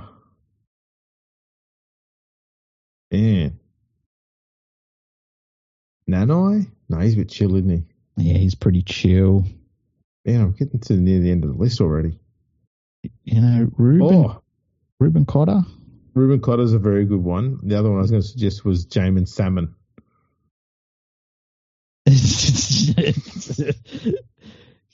Jamin Salmon doesn't offend anyone except Ricky Stewart, and Ricky Stewart's a prick. And how much more would he be offended if Salmon ends out running out in an Australian jumper? That would be fantastic, actually. We'll go with Cotter, though. I like that one. That's a good call. Okay, then Lock. Who have we got at Lock? I think the most badly wired human we've got playing Lock at the moment is a Pom, and that's Victor Radley. Yeah, I'm willing to go with that. Who else is there? Okay, so on our bench, we'd have to have the big fella from Melbourne. Oh, there's actually, I forgot Adam Elliott, but he's probably more just because he's just going to root someone. Allegedly. Oh, Jesus, Andy. God damn. You've never been to a good Chinese restaurant, have you? No, not one that good. We're going to get an Aussie in there. Who we got? Cameron McInnes is pretty wild because, he's a hooker pretending to be a lock. I think he's a soft tackler. I think he's so overrated. He might be, but you can't say he's wired correctly, though. He's definitely not wired correctly, but I just can't go with the soft tackler. You know, oh, he made 85 tackles. No, he barely cuddled someone 85 times. Like, come on, calm down. On the bench, how about Big Naz? Yeah, have to have him. He's got to be there. He would have been in the starting side, but he barely plays rugby league anymore. That's right. Nathan Brown? Yeah, Nathan Brown, he'd probably be there. The Panther stopper. Yeah. Yeah. He really used to stop Nathan Cleary all those times we won premierships. I just remember the time we ran into Sean Bloor and got owned. Did he get smashed? Yeah, he went running a Bloor and Bloor smashed him and knocked him to the ground. Yeah. And Brown got up and he pretended like he was injured first, and then he got up and he started getting all psycho at him, and then ran in again and got folded That's again. Hilarious. Oh, I loved it. What about on the bench? What about Jerome Luai? Yeah, I'm fine with that. Probably could have started, but I forgot who we put at 6 now. Yeah, me too. It was a while ago. Yeah, it was. Yeah. So we'll put him on the bench for now. That's fine by me. He's in the side. That's what matters. Yeah. Who else have we got left? What about Chance Nickel-Klogstad? Because he will be doing all right, and then he'll do something really good, and then he will just do something so catastrophic that you'll be like, this fucking guy. And I respect He's the that. closest we've got to Jordan Rapana now that Rapana's not here. Yeah, 100%. 100%. Yeah, I'm fine with that. That's a good call. There we go. We've got our team of psychos. Nice. What a bunch of pricks. Good luck, England. You're going to need therapy after those games. Good luck trawling your pubs in Northern England to find a team that'll beat that. You need a bunch of psycho poms. Yeah. Well, I'll still pick John Bateman to play him, so there's one. Now, the definition of a psycho pom is somebody that's willing to order a steak in England. Yeah, or one that actually buys the beef out of Aldi over there and eats it. Yeah. Because it ain't beef. No. I mean, it came from an animal with 4 legs. That's about as close as it got. Getting a little sidetracked. Hey, there was an article that Nadine told us about this week. Mm-hmm. I've not read it because it came from the Daily Telegraph. Oh, yeah, it was like, it was basically they were saying like, if these are your footy teams, this is the sort of person you are. Yeah. But it was a real softball article. Yeah, it's like we don't want to let you know that we're not understanding how football works. Mm. So we're just going to try and go, we're just having a bit of a joke and just shit stir. But I'd like to know who wrote this because it's not funny as much as they said it was. It was like I felt like it was playing it safe. Yeah, I'd call it a waste of time. Yeah. You got to go for it. Padding the column. Yeah. To just pick up your check. That's all it was. It was things like Manly fans don't like to travel and stuff like that. And it's like, right. Well, tell it how it really is. Like, we all know that Manly is just Blacktown by the sea. And for some reason, people that live in Blacktown by the sea think they live in God's country. And it's like, no, you don't. It's actually a fucking shithole with a nice beach. I was going to say, instead of saying it's Blacktown by the sea, can't we just say it's like any place in England that's by the sea? Like, is it not Blackpool? Why does every place in England by the sea smell, by the way? I know, right? That's so fucking weird. So like, why can't Manly just be Australia's Blackpool? I think it's probably better than Blackpool, though. How about Grimsby? I just found it interesting. How many rugby league podcasts have mentioned Grimsby? I don't know. I'm sure there's some rugby league commentators that have given a shout out to fucking Grimsby while they're looking for a friend.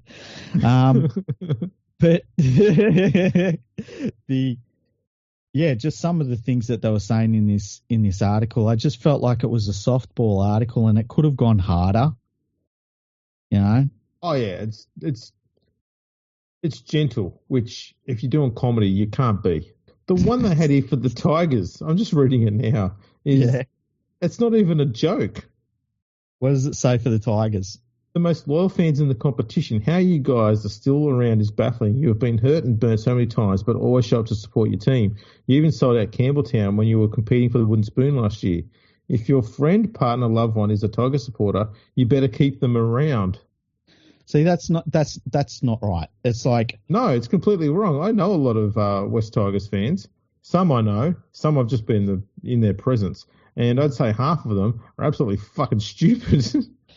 Well, I mean, I would start off with, like, you always know a West Tigers fan, especially a female one, because she's got full tattered sleeves. This is just wrong. Yeah.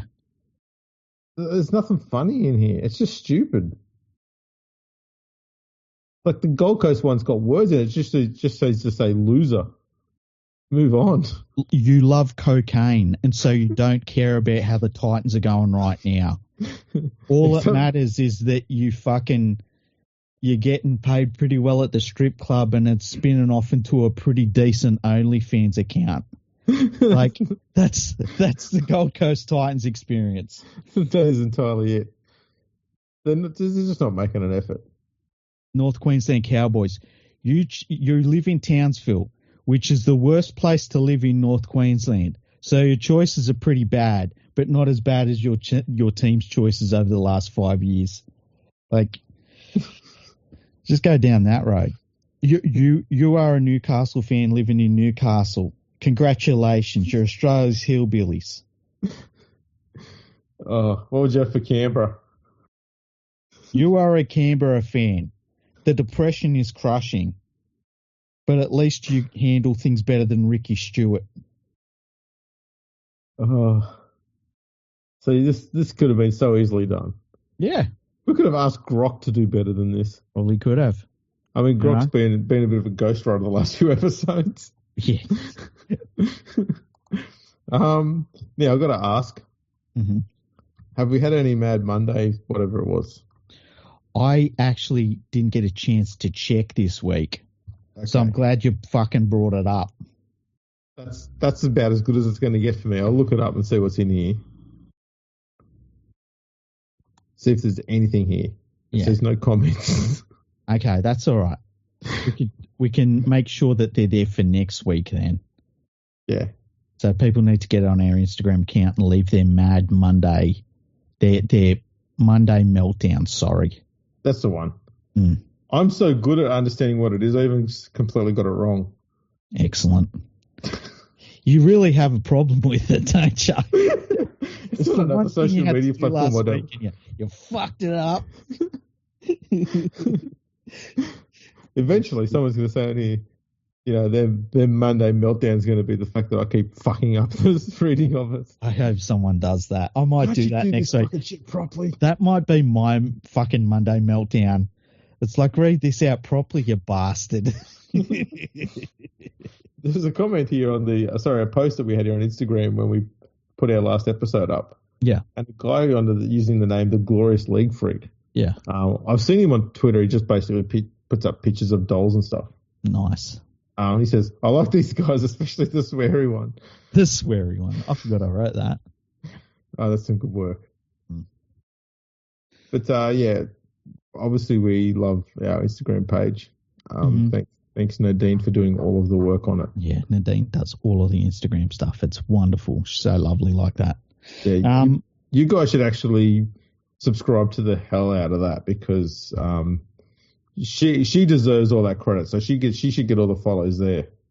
It's really good. Like, I'll go on there and it'll have like the game results in the story and stuff like that. I'm like, this is really cool. I wonder how she does all this stuff.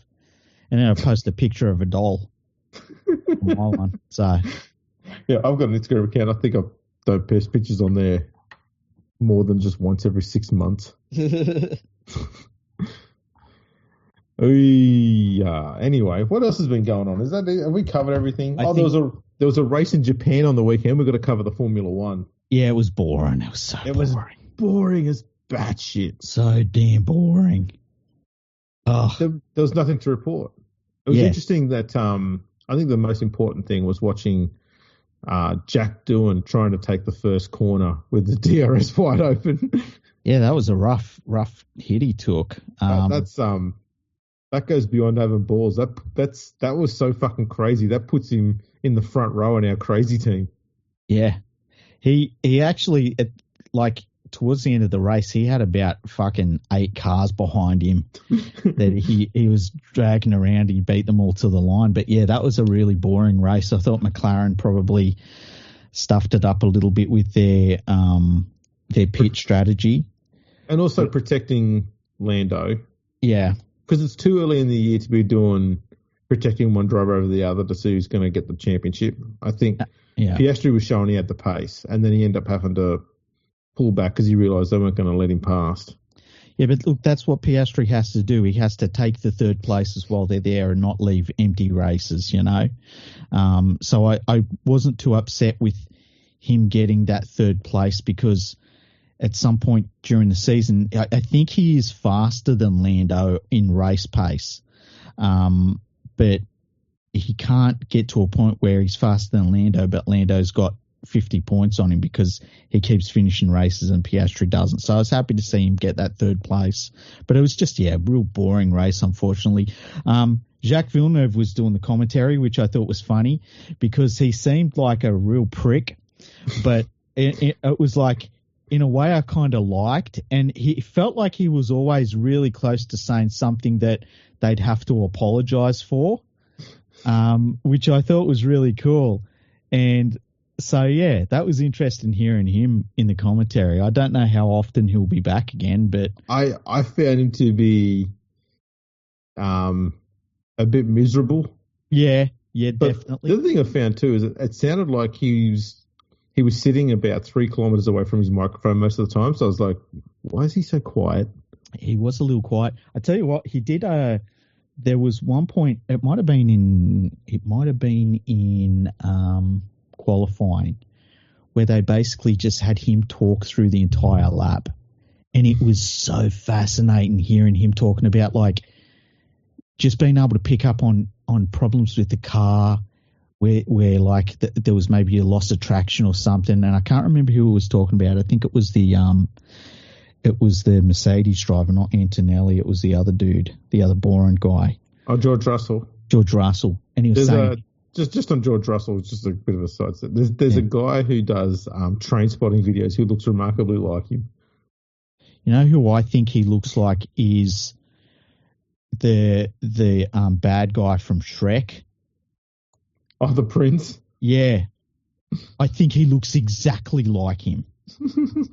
But anyway, so Jacques Villeneuve was basically going through Russell's lap as Russell was doing it, and it was just amazing to hear him talking about, where he's getting the car and what it was doing, and the way that Russell is very smooth with his hand movements when he's driving the car and things like that. I thought that was amazing. And so overall I liked it, but he was the sort of guy that I felt like I could argue with immediately as well.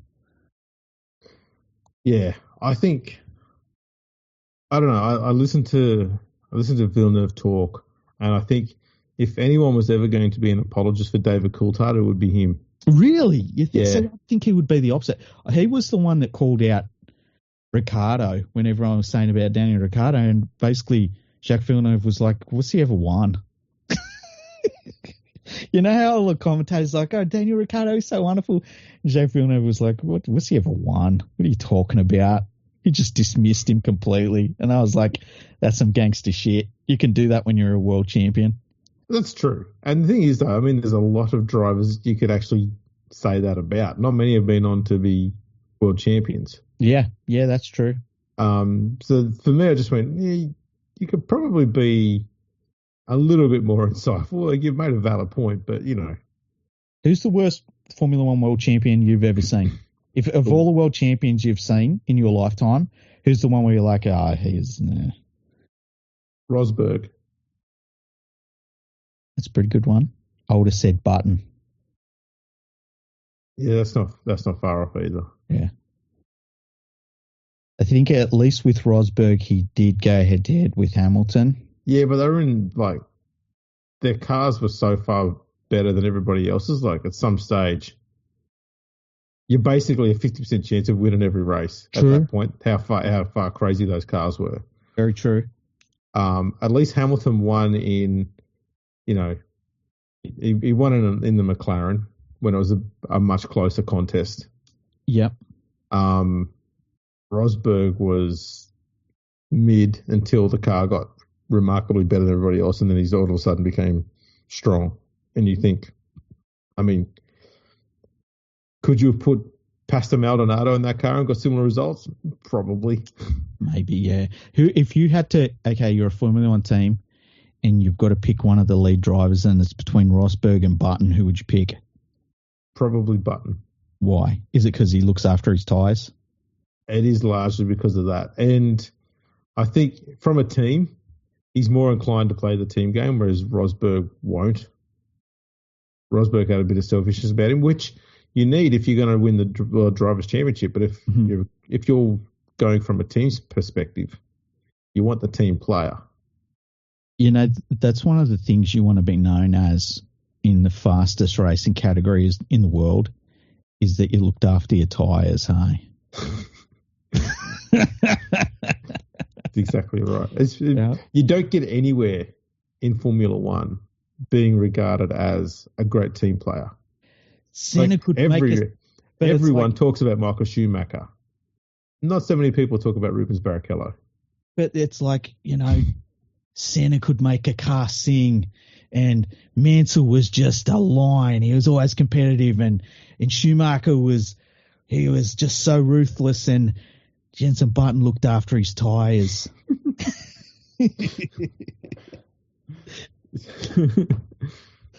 Yeah. I think the problem I have with Rosberg, man, I think is more the fact that when he finally won the Drivers' Championship, he's gone, that's it, I quit. Yeah, that was weird. That was very weird. And I went, man, have the balls to defend the fucking title.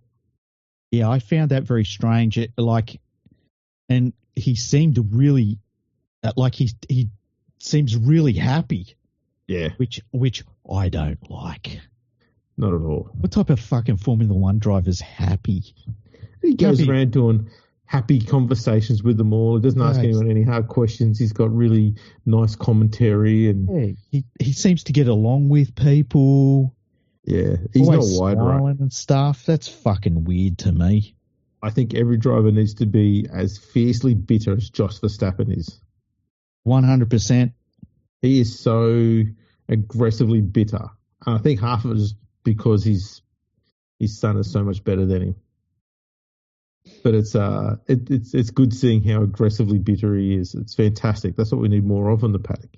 We do. We need more hatred. Yeah, we only have room for one likable former Formula One driver, and that's Martin Brundle. Put him in commentary. That's fine. That's where he can be. Everyone else though needs to be pissed off, bitter, and fucking angry, and hate everybody. The thing about being a Formula One driver everyone likes? A driver that drivers like. If they like it, probably if they overtook them all the time. Exactly. No one says, you know what? He's a wonderful teammate. He kicks my ass every week. He's such a great dude to have in the team. He beats me relentlessly. No one does that. Yeah, he's so great. Oh, that is so true. Yeah. Well, David Coulthard probably does. Don't start me on David Coulthard, please. I love it every time someone starts talking something about the Australian Grand Prix, he just goes quiet. David Coulthard? Yeah. What's that? I don't think he's had too much great successes or good times in the Australian Grand Prix. He just needed a better car, Andrew. Well, that's true. Especially with a Boeing engine on that fucking thing next time. Make the track shorter just for him.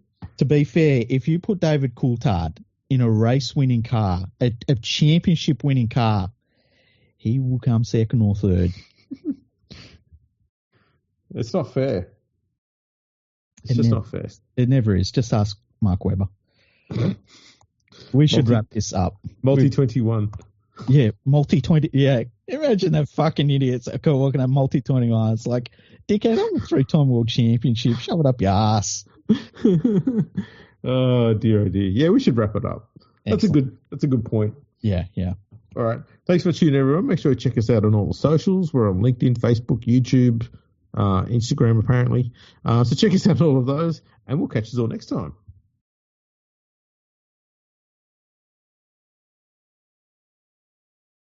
There it is.